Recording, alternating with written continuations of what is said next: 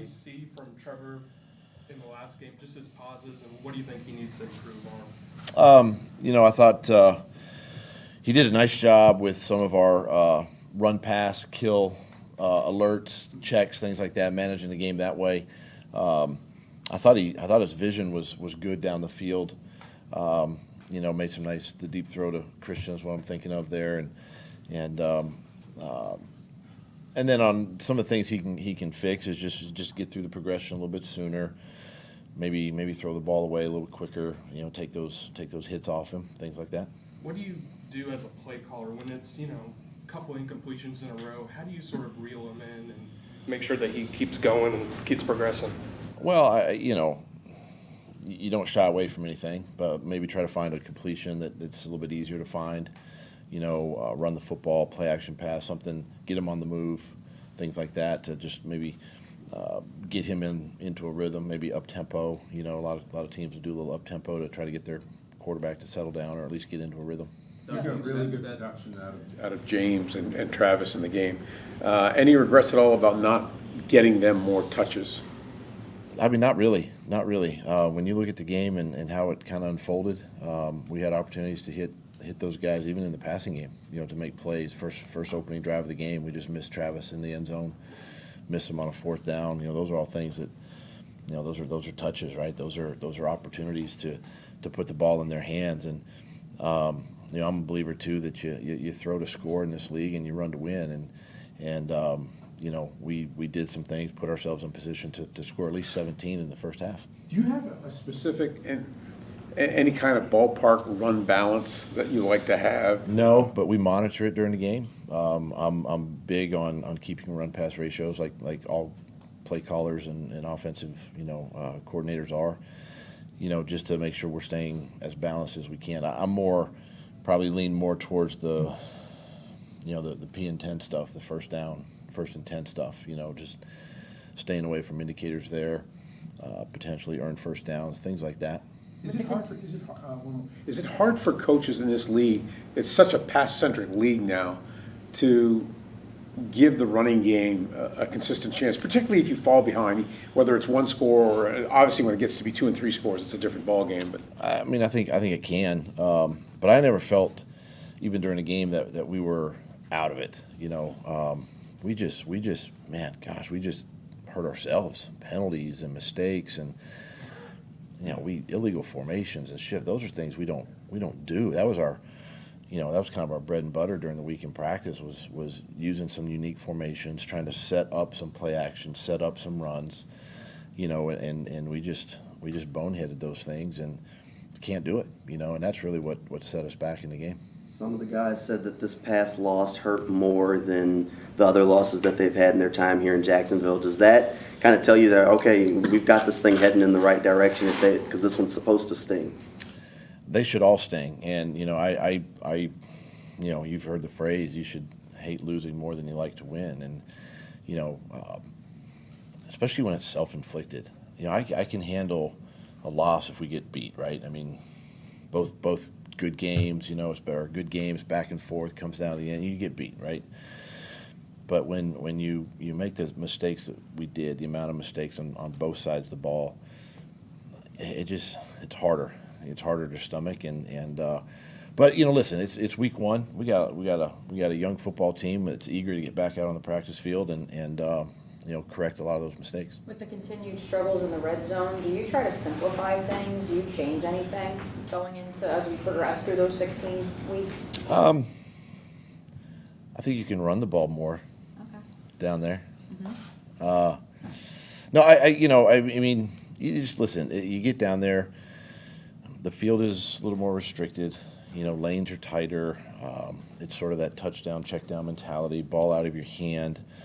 And it's just a matter of just being on the same page. We just got to continue to work at it and get better at it and still find ways to get our playmakers, in position to make plays. Doug, back to Trevor a little bit. Last year, not a lot went right in games for him. And he's under pressure a lot the other day. Do you sense that he's still a bit uncomfortable and trusting kind of everything around him on Sundays? No, I think he trusts he trusts the things around him. I think, listen, we've talked about this before. Everything's semi-new, and he's still learning. And this is the first time in a while that, and each week kind of becomes a new week in the sense of he's working with these guys day in and day out, right? Now we're down to the 53, we're down to the 48, down to the 11 on offense or so, or 21, 22 on offense. And these are now the guys that we're working with, right? So we just got to make sure that we're all on the same page, keep working with, the skill guys, the backs, tight ends, and continue to push through. But he trusts us as coaches that we're going to put him in great positions, and then he ultimately, bottom line, has to go perform. How much have you changed Trevor's game prep this year? Like his weekly routine? I mean, you try to, he's always studied the tape and just kind of listening to him verbalize, way back in the spring, kind of his process and stuff. And, it's our job to kind of help him even take it to another level. Kind of what to study, how to study it, build cut-ups for him that he can look at home, get with his receivers, get with the offensive line during the week, and, just show him those types of things that he can help himself and help the team, win. Those are all ways that we've done, and it's great having a guy like CJ too, a veteran quarterback who's been around it and kind of knows how to do it, kind of help show him the way. When you, in your history, as a head coach, when you game plan with two backs like you did in Philadelphia, do you always stick with that during the game, or do you kind of start blocking the hot guy if one guy's hotter than the other, or how do you do that? Obviously if there's a hot running back or receiver, you try to maybe find more ways in the game plan to keep getting them the football. If they're both still in the game plan and, you're still looking for ways to move the football, then you keep them both going. But, I thought in the second half where, Christian became the hot hand, so to speak, in the passing game, and Evan started, his targets sort of increased a little bit, and really James and Travis both were still pretty hot, and you just continue to keep finding ways to get those guys the ball. Doug, how do you look at penalties? If you match them up over the, whatever year, it doesn't always equate to the team that's most penalized as like a bad team. Right. In fact, some of the best teams have been highly penalized. So, but you guys did lead the league in penalties. Yeah, that was a shock to me. Because I thought during preseason we kind of kept those to a minimum, especially with the starters. And, you look at the film and obviously we sent some in to get some clarification on and to see. But, hey, listen, we've got to do better, and the guys understand that. And, it's too many, obviously. You got to keep that number down, 5, 6 at the most. And, just they can cost you games. You're close with Frank Reich, obviously. So how difficult is this week? Is it fun to compete against him? What's your feeling? It's always fun to go against coaches that I've worked with and have a relationship with. And Frank's a great guy. He's a great coach. What he's done there in Indianapolis, and obviously they've built a championship and a playoff team. And it'll be good to see him. But as we know, when it tees up and kick it off, we're on the other side. We're trying to beat each other, but it's a lot of fun, a lot of respect for him. Was there a point where you realized, hey, he's going to be a head coach one day? You had him a couple of years in Philly, obviously. But. Yeah, it's interesting because when Mike McCoy was the head coach, he was Mike's coordinator, and then things changed there, and I was able to get him in Philly. And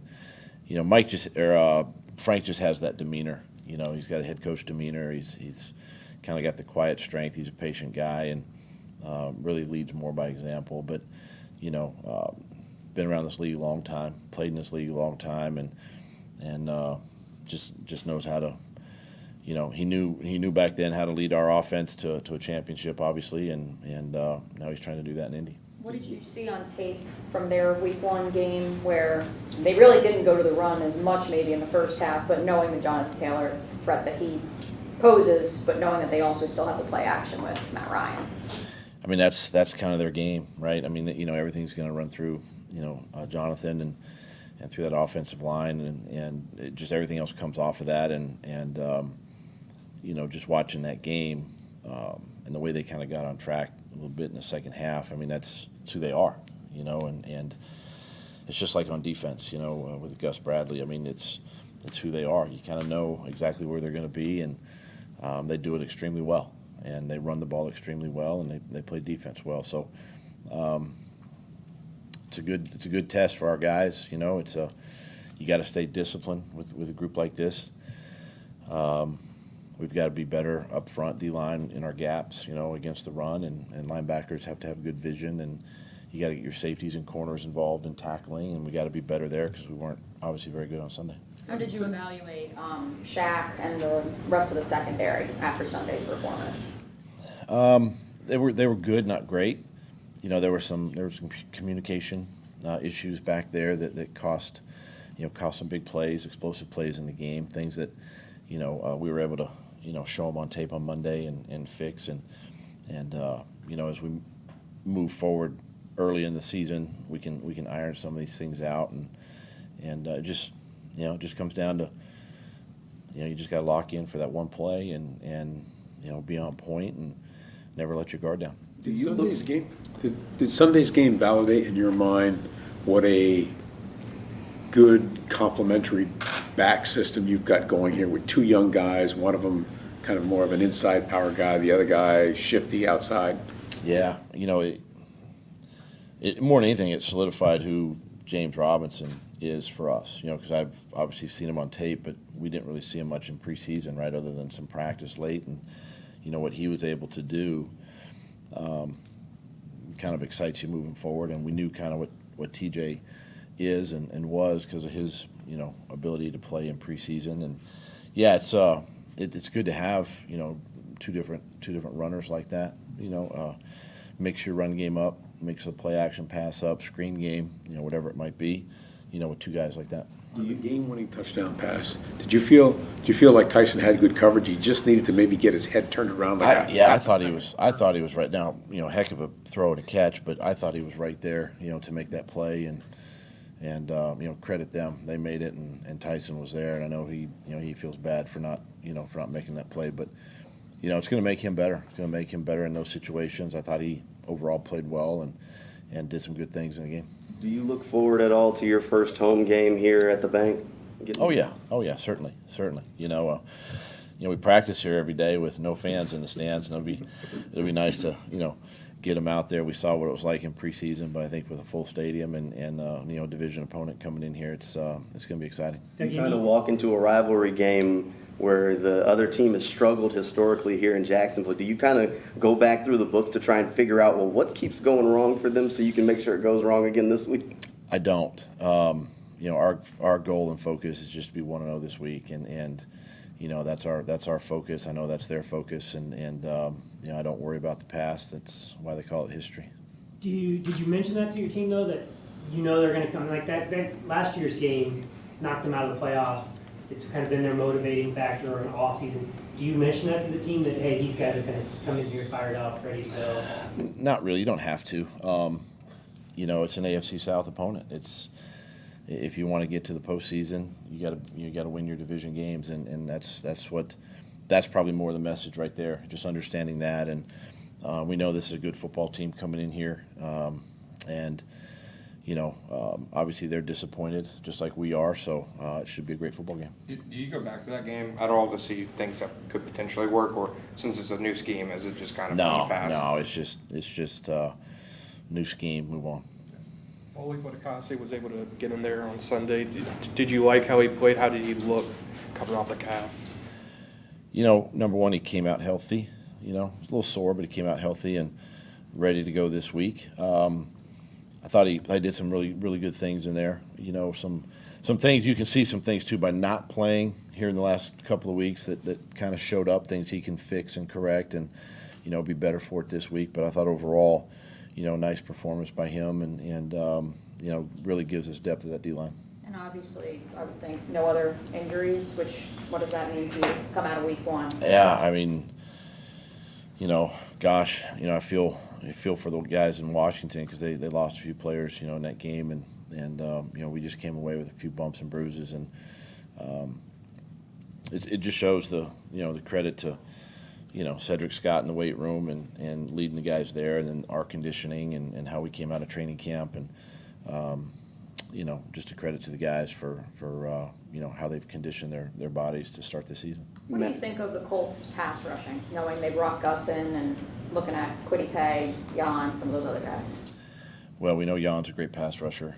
DeForest Buckner's long at 6'7", 6'8" in the middle, and these guys have a good first two-step get off. They play extremely tight to the line of scrimmage, to the ball, and get on. And that's something that we've got to be aware of as we watch tape and prepare for the game. Is just controlling their front four. Not a blitz heavy team at all. And you kind of know where they're going to line up on defense, and they play it well. But it's a good test for our offensive line. It's a good group, and guys that can and have gotten after the passer. What sort of problems can a wide receiver like Michael Pittman Jr. give you with his size, strength, kind of combination for guys in your secondary? Well, that's just it. Size and strength and athleticism. Big target. Matt's always had big targets when he was in Atlanta. Guys like that, so he's used to those guys running down the field, easier to find.